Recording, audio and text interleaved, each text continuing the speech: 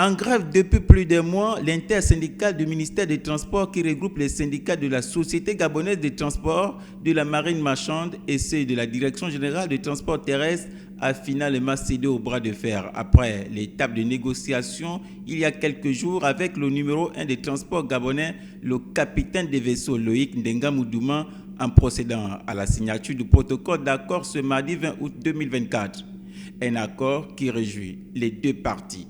Nous sommes satisfaits étant donné que nous nous sommes donnés à fond lors des discussions.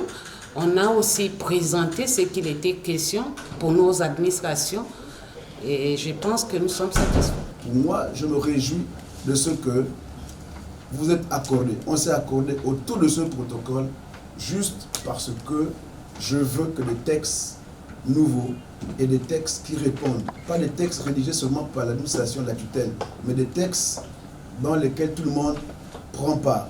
C'est ici l'intérêt pour moi d'avoir laissé en toute quiétude que le travail se poursuive. Il faut dire que les revendications inscrites au cahier de charges concernent plusieurs points, dont la dette de la Société gabonaise de transport, notamment les 6 mois d'arriérés de primes de gratuité de transport, des arriérés de salaire et surtout la mauvaise interprétation et application des tests qui aujourd'hui semble une priorité pour le ministère de tutelle et ses syndiqués. Nous avons posé le problème de la prime 2023 qui n'était pas payée et celui de 2024, deuxième trimestre.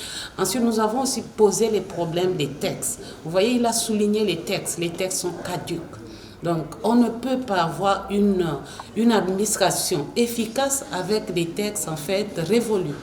Donc, c'est ce point-là que nous nous sommes vraiment élaborés et je pense bien qu'il a commencé à signer certains arrêtés. Cette signature d'accord vient aujourd'hui non seulement donner une autre lueur au ministère des Transports, mais aussi ouvrir une nouvelle page à caractère social.